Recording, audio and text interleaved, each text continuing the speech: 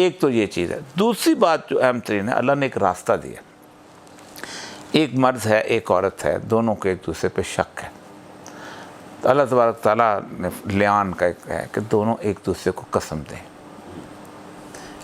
کہ اگر ایسا ہے تو تم پہ اللہ تبارک کی لعنت ہو, اللہ تعالیٰ, اور پھر دونوں کو علیحدہ کر دو, علیحدہ کر دو.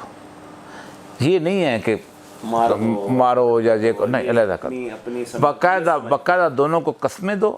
اس کے بعد پھر یہ نہیں, پھر دوبارہ جڑنا نہیں ہے آپ نے, کہ آپ نے قسم دے, پھر اللہ قسم دے.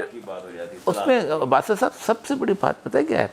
اسلام کو سمجھنے کے لیے سب سے اہم ترین چیز جو ہوتی ہے کہ اسلام ایک پیکج ڈیل ہے, اور پیکج کے اندر آخرت بھی شامل ہے. آخرت کے بغیر اسلام کو نہیں سمجھا جا سکتا. اس کا اجر, اس کی جزا, اس کا سب کچھ, اس کا عذاب, سب کچھ آخرت کے اندر موجود ہے. لیکن سورہ طلاق جو قرآن کے اندر ہے وہ تو یہ ہے کہ 2 گواہ لے آؤ, اس کے بغیر نہیں ہوتی طلاق. قرآن سورہ طلاق کے اندر موجود.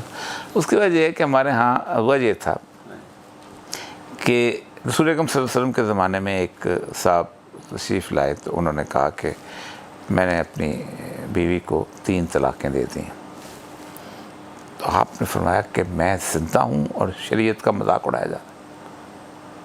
3 سے زیادہ, پھر کا باقی اس کے اوپر وہ بیسیکلی آپ نے غصے کے عالم میں اس کو کہا تھا کہ تم نے.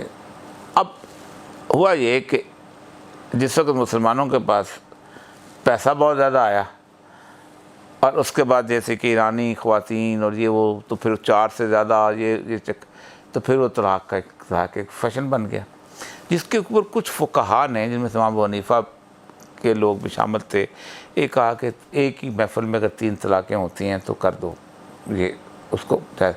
اب یہ ان کا وقتی مصلحت کی بات تھی, لیکن باقی تمام فقہا جتنے بھی ہیں وہ بنیادی طور پر سمجھتے ہیں کہ ایک پورا پروسیس ہے اسلام میں دیا کہ 1 طلاق دو, اور پھر اس کو 1 طہر جو ہے, جسے کہتے ہیں پاکیزگی آنے تک آپ اس کو اپنے وہاں رکھو. اچھا. پھر اس کے بعد دوسری پاکیزگی آنے تک پھر وہاں الطلاق و مرتین, طلاقیں 2 ہیں, تیسری کے اوپر تو پھر اس کے بعد ختم ہو جاتا ہے بات, تو اس کو گھروں سے نہ نکالو. دیکھیں, عاشروہن بالمعروف, تم کو جب تم ان کو رخصت کرو تو بہترین طریقے سے رخصت کرو. جو ان کو تم نے دے دیا ان سے واپس مت. کتنی مزدار بات. یہ ایسے ہے کہ جیسے گھر سے آپ ایک کہتے یار تیرا ساڈا گزارا نہیں ہوتا, چل تو ہے نا, کار تیری, تو ہی لے جا. یہ تم نے کپڑے وپڑے تم نے بنوائے تھے, اب میں نے کیا کرنا ہے, تم لے.